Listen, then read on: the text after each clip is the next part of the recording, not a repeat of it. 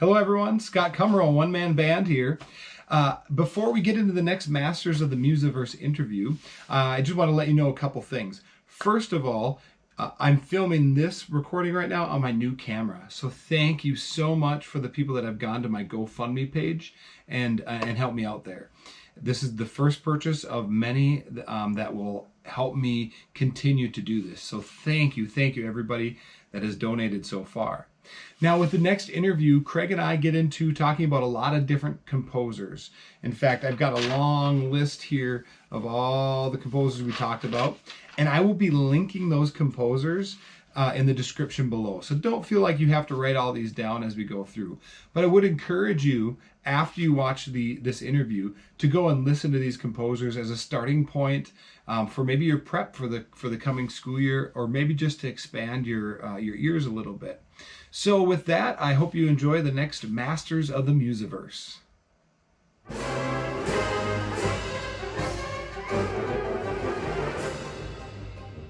All right, welcome to the Masters of the Musiverse series here on the One Man Band channel.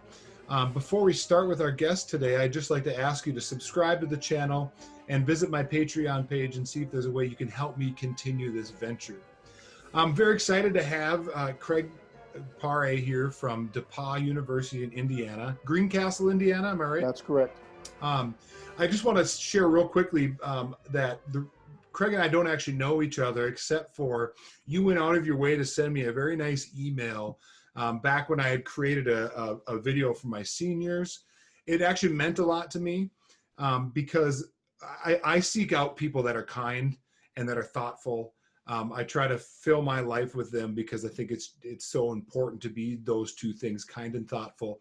So it stuck out to me, and as I began to piece together this dream of mine to create this channel, you are somebody I wanted to connect with because of that kindness you showed me. So thank you so much. Yeah. Thank you. So can you tell us a little bit about, how about we start with DePauw and then go into like your job at DePauw? So what can you tell us about DePauw? Sure. DePauw is about 40 miles west of Indianapolis. In fact, we're kind of in between Terre Haute and Indianapolis equally. It's been here since 1837. Our School of Music is one of the oldest schools of music in the country. We are a college of about 2,400 students, and it's a college of liberal arts and a school of music within the university itself. So we have majors for both the Bachelor of Music, Bachelor of Music Education, and a really neat Bachelor of Musical Arts that allows students to have even more combination of music and the liberal arts. Fantastic. And then what is your job? What classes do you teach? What ensembles do you direct there? Sure. I'm a professor of music. I'm in my 28th year. I'll start that this fall. I'm director of university bands, and we have the university band, which is one of the major ensembles in the School of Music. But also there's a symphonic band that I only started about 2 years ago. That's it's not just for non-majors, but it's a non-auditioned ensemble. So it's a little less rigorous, but it's a chance for students that are in a college of liberal arts or students in the School of Music that want to play a secondary instrument to continue to make music that way. In addition to that, I'm on a rotation with my orchestra colleague to teach Conducting 1, which every student in the School of Music will take in their beginning of their junior year, like we all did. I do a Conducting 2 seminar as well. And then I teach a class that I really like a lot because it puts me in touch with the students at DePauw that aren't music majors. It's called Fundamentals of Music Theory. And I'm going to get to changing that because one of the things, because I've inherited it, but one of the things I really strive to do is to teach them to learn how to compose. So by the end of the semester, they're actually creating their own original music. And it really, to me, is the best way to, instead of just learning the rules for music theory, because it might have been devised as that it's a pre-step to get to Music Theory 1. But it's, to me, one of the things that I really value about working with these students is they want to learn more about the elements of music, about rhythm, about harmony, about popular music versus folk music versus classical music. And they come from all around the world. And to try to find some things that are in common about music is really a great challenge for me. So what I try to do is we compose little things all the way along where by the end of the semester, their project is an original piece that they've composed. And the biggest kick I get out of this, I'll use something like MuseScore. is to have them to be able to hear with all the instrumentation, all the assignments that they can do for instrumentation, for them to hear back in front of their peers what this piece of theirs sounds like. And that, I've seen it enough where I've taught this. I've taught it about 5, maybe 6 times. I'm again on a rotation for this as well. It really, I get a lot of enjoyment about watching them actually make music, not just learn about it or speak about it or remember the rules about it. Yeah. Today's students, I have to tell you, Scott, today's students are different than when I got started. Even just the makeup of the university itself. Our students come, well, just this fundamentals of music theory class. It's the first time I've had a class where our American students were in the minority. They came from Vietnam, from China, from Korea, from Taiwan. Fascinating. A good number of Asian students, because we've got some programs out that way. But it was really interesting for me, and it's interesting around campus the same way. There's more integrated involvement of students, whether they're majors or not, in the School of Music. And they think differently about music. They hear music differently, and I'm smart enough to understand that the older I get, the more I've got to understand where they're coming from, not to have them make some, bring them to where I'm thinking. And then what I'm thinking is like, what a great amalgamation though of like bringing in different music cultures and like just making that stuff work together. That's got to be very rewarding work. It is, and it's a great challenge to me. That's what I like to use my summers for. So in addition to that workload, you're also a percussionist, like active percussionist? I am. I'm timpanist with the Lafayette Symphony, which is where Purdue is. It's an hour north of us. I had been in Terre Haute with the Terre Haute Symphony, but I couldn't do 2 at once. And I've tried to find the times to be able to do things like that. And I've been lucky enough a little bit when I first got here to sub a little bit with the Indianapolis Symphony and play some Hal Leonard recording sessions, because there's several good studios north of Indianapolis where a number of our faculty play regularly in those as well. But yeah, it's important for me. I was brought up thinking I want to be a good musician and a good conductor and a good teacher. How can I try to keep those going at the same time? Yeah, and that's one thing I was thinking about too when I was preparing to talk to you is you don't often see that with a college director. They maybe juggle 2 things, but trying to juggle directing an ensemble or multiple ensembles, teaching and performing, as well as personal life. Mm-hmm. So do you have some things that you do just to help you maintain all 3, or is it just a matter of life for you now?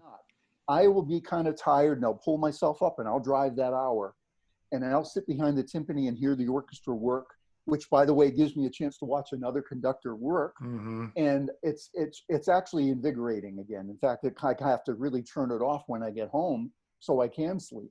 Yeah. And it's, again, part of how I connect. One of the things as a conductor and as a teacher at the university, I like to be able to connect with what I'm trying to get a student to feel when they're making music, whether it's percussion or oboe or clarinet or trumpet.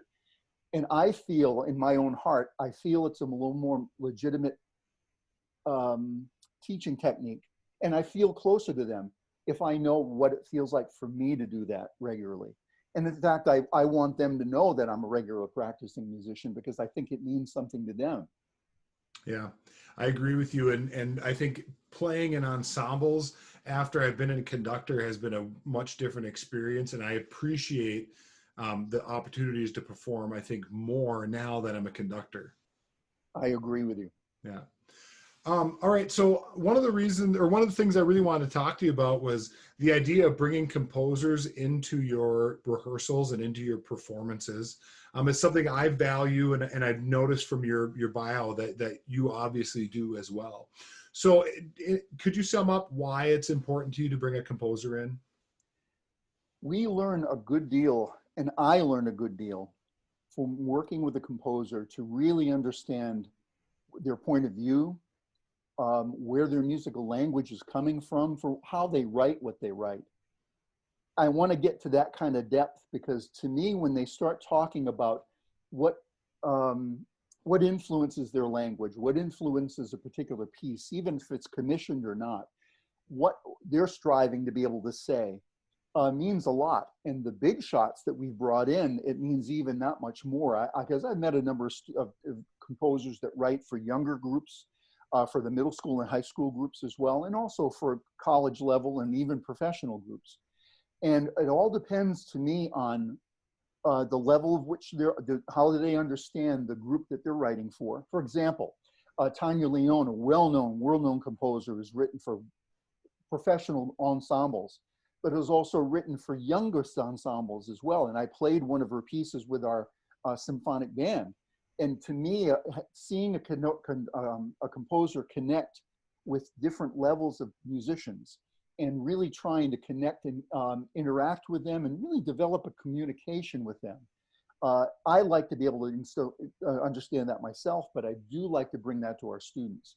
So the composers that we've brought to DePauw, we regularly involve them in everything that's going on. And to me, it's not just this composer, give us a program note of this piece. It's getting to know them personally. One of the things that you'd asked me to kind of think about in advance of this was, what about students that really don't get a chance or hear much of those composers? You know, how do you bring them up to speed? How do you help them interact with those composers? And one of the things I found with our students, and it took me a while to get to this point, but I finally smartened up, was let's have some listening assignments. Let's talk about, let's have some of this section, do a little bio on this piece or this composer or this period of this composer's works. And let's start to have the students do some research, both listening and doing some reading, to get to know the composer before they get there. Because some composers, doesn't matter if they get this from the students, they're active and they're glad to pull them in. There are others that seem a little bit intimidated, that are, you know, they'll talk as if it's a one-on-one conversation, but their goal isn't to enthuse the students. It's, well, this is my music and I hope you'll like it. Yeah. So I think getting the students a little more involved helps with that. Now, we have a series called Music of the 21st Century, which is endowed by a wonderful alum, Mr. Schmidt, that we bring in a composer every year. Susan Botti, for example, was just our composer last year. And she came and talked about how she develops a website, what she's looking for in students, what does she expect of herself. Again, she's a performer and a composer as well. So we get to really know a composer in a well-rounded way because we schedule that. They're here for the whole week. They're part of coachings and rehearsals. And at the end of the week, we give a couple of Thursday nights a chamber music performance of theirs and Friday nights the large ensembles. So helping students understand and at least learn a little bit more in depth about the composers helps a good deal. Yeah, I know that when the first time I brought a composer in, you know, I obviously filled my head with all kinds of knowledge about them, know a bulk of their catalog, and I threw my kids in the fire, like, ask questions. And they come up with nothing because they don't have the background. It's not because they're not intelligent musicians and people. So giving them that information so they can digest it beforehand really, really does help in that process. And that's what we want in these experiences. We don't want it to be like a, static experience for them where they're just watching it unfold, letting them be active participants when you have somebody like that in the room. Yeah, and I'll do a little self-promotion here. That's one of the things I'm hoping to do with this channel is to continue to interview composers a little bit about their journey to becoming a composer, but then focusing on one piece and having them talk about that process of composing one specific piece, because I like the idea of other directors being able to use that maybe in prep for that composer to come visit them. So, self-promotion there, I'll admit it, but but hopefully valuable nonetheless. Oh, absolutely. So I know you mentioned before that you have an endowment that helps pay for these experiences. But I'm imagining like for a high school director or even another college director, there's probably going to be some financial hurdles and certainly logistical hurdles like to conquer. Can you speak to that at all? I mean, I know, like I said, I know you have that endowment, but. I know composers are willing to work with programs for what they can afford. And particularly if there's either a consortium of other schools that are in the area, or if you happen to be able to communicate with, sometimes it's actually directly with them. Other times it might be their agents or maybe a university or another school that they regularly associate with, that they might be in your area, that they'd be willing to come in and be able to work like that. Frank DeKelly, I know, does that all the time.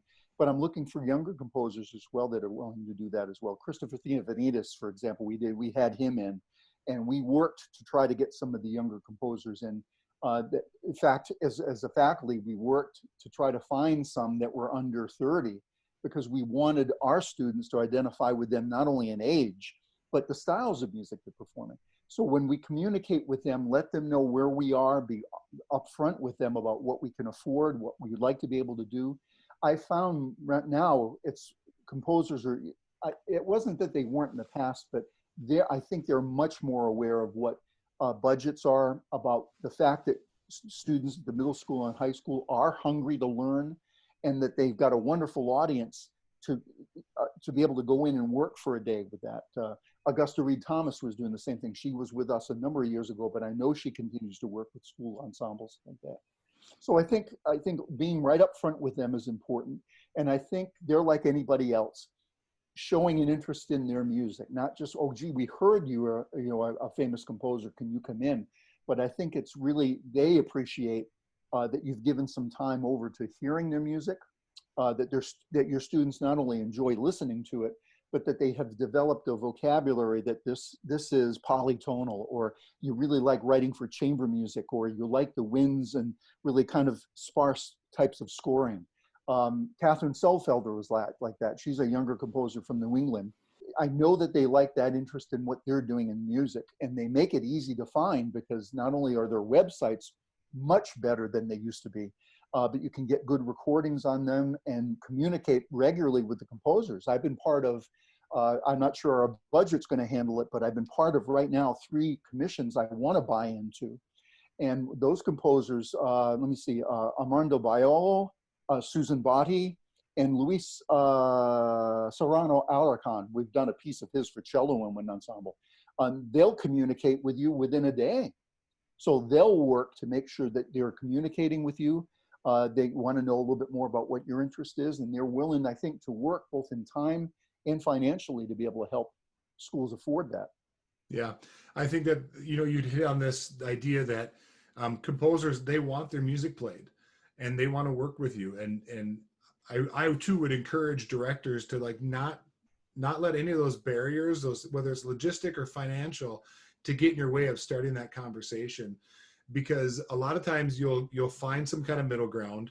You'll be able to organize something maybe with your local music store and some other schools, or even at the very least, we've got this great technology with Zoom, and you can really easily connect with composers these days and bring them into rehearsals very easy.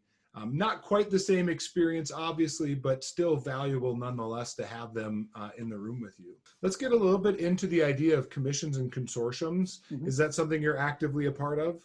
I am. When we can afford to be able to do things like that, I've been part of several of them. In fact, I wanted to pull them up to say, Martin Ellerby, I was part of a piece called A Soliloquy for Solferino, wonderful English composer. We were part of a symphony for band by Onsby Rose that just came out, about 2 years ago, that was written, I think, for the Ohio State group, but we were part of one of my alums put us in for that in consortium. It was a wonderful gift. He put the money up, but gave us the name for it. We were also part of, I'm fortunate to have a colleague in James Beckel. Jim Beckel just retired a couple of years ago as principal trombone with the Indianapolis Symphony, but he's a well-known composer and has written a number of different pieces, both for band, for orchestra, pieces arranged from orchestra to band, chamber music, and we've regularly been part of commissions for him. He wrote a symphony for band. The main lead person was Bob Grzeski at Butler University, but we were part of that commission as well. So I've been part of a number of different commissions to get composers in to actually be able to work with them. For others, just to be able to say that I'd like to contribute to this new piece that's going to add to our body of repertoire. Because I have to tell you, my doctoral work was with Eugene Corporon.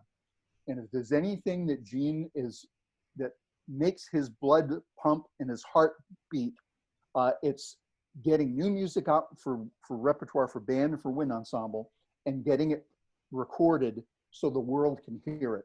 When you're doing either work of having composers come in or being a part of consortiums, Is finding and seeking underrepresented composers part of your goal? Regularly. I sometimes will sit down. In fact, I've done it a number of times over this crisis, this COVID crisis. When I've had the time, I will actually just look for either underrepresented composers. And I mean, I'll do a search of everything and anything, or I'll look for composers under specific nationalities or specific ethnicities. I want to hear music that's being produced by these composers, whether it's women or men or African American or Latin or anything, or Chinese composers, anything that I can. But I do want to help with diversity and inclusion. DePauw is wonderfully embracing this and has been for a number of years, of composers, of writers, of authors, of poets, of artists, of all different ethnicities, but particularly those underrepresented, that are programmed by a university to give performances for the public.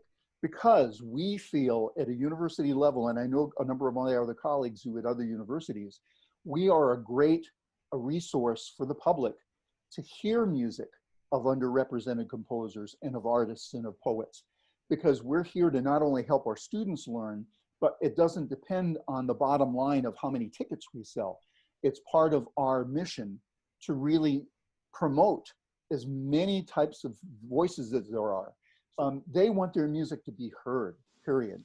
And I think I want to find their music at that level. I want to hear them. I want to know that I'm finding and looking for underrepresented composers, and I'm glad to take the time to do that. But I also want to close my eyes and just listen and see if that music speaks to me. So I'm trying to find that connection as a conductor, just as I would with any mainstream white composers, male white composers. I want to just sit back and I want to have the music speak to me.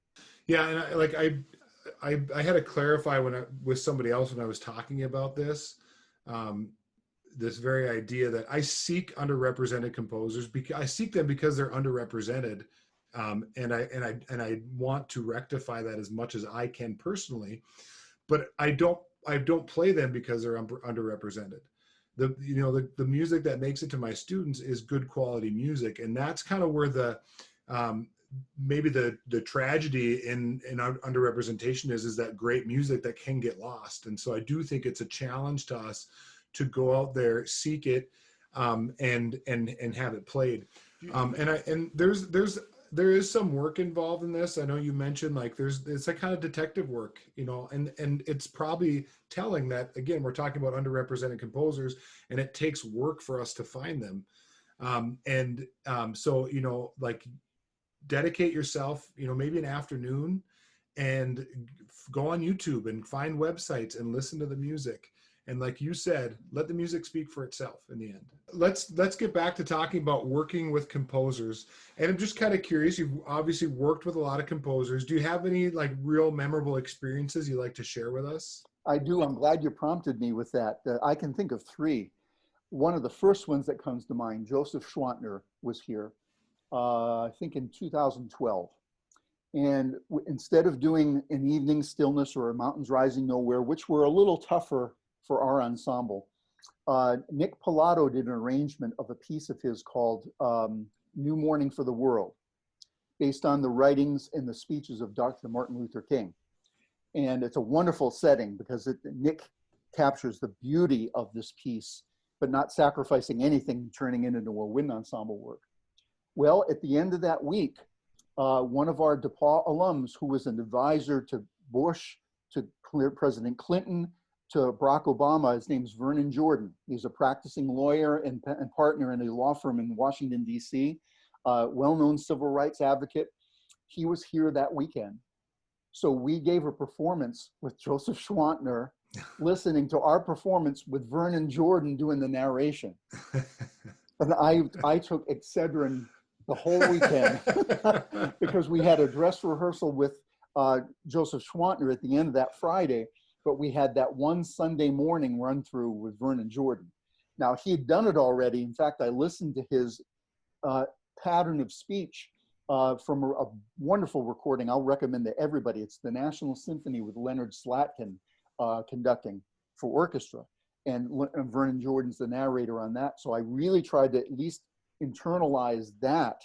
But when we got together, his rhythm was a little different. Joe Swantner had something to say to him and to me as well. But what a great experience that for the audience to hear Joseph Swantner here with that piece. It was a weekend that was based around it being February, you know, Black History Month, and a variety of different things that were going on. That's why Vernon Jordan was on campus. But for him to contribute to a piece that he had already been part of, it was so heady for us to be able to do that. And the students were they were zombies for the weekend. It was, are we really doing this? A second one was Augusta Reed Thomas was here, I think 2005. At that time, she was the composer in residence with the Chicago Symphony. And she'd written a couple of things for wind ensemble, but not a lot. And one of the things that had come up, this piece was called Magnetic Fireflies. Well, that's what we featured for that week. So we worked hard. I mean, many composers that we'll bring here really challenge our students at DePauw, but they rise to the occasion. So we played it that week, and we decided, well, that was a semester we were going to record. The CDs that we recorded of 10, we did every other year. And we recorded it. We were the first recording of that piece for her. And it was really nice. That was one of the first times that I was at DePauw that I got some feedback from a real composer saying, wow, thank you for putting this out in the world. Wonderful performance, and it was really neat to be able to be part of the preparation for that piece as well. And then the third, I think, was we had, again, Jim Beckel was part of a consortium of pieces that we've had for a symphony for band. He's also been part of a piece, a wonderful piece for chamber music. It's called Music for Winds, Piano, and Percussion. Only about 10 or 12 players. We've commissioned and been part of those pieces with him here. And it's helped bring me to even closer with him, but not only as a performer, but as a composer himself. That we've worked on pieces that he's even been in the pipeline. He'll come up to my office and say, here, I've got this for orchestra. How do you think this might translate for band? So I've been lucky enough to be able to be part of a composer's work and collaborate with him, and as much as I respect him as a performer, even as much as a composer as well. Well, that's all I have for questions. I really appreciate the time. I really hope that maybe someday, like, I'm traveling through Indiana and we can catch up for a cup of coffee, or maybe by then I'll have my, my green belt or something myself, and you can take me to the gym. I would love you to have come work out with us. Absolutely. Well, thank you so much, Craig. And I wish you the best of luck as you're prepping this summer for the next year. Scott, and keep this going. This is a resource that all of us need to be able to have. I'm really glad that you've started this. I really appreciate that. And we'll maybe even connect on more topics as we go here. So I'd like that very much. All right. Thanks a lot, Craig. Have a good day, Scott. You too.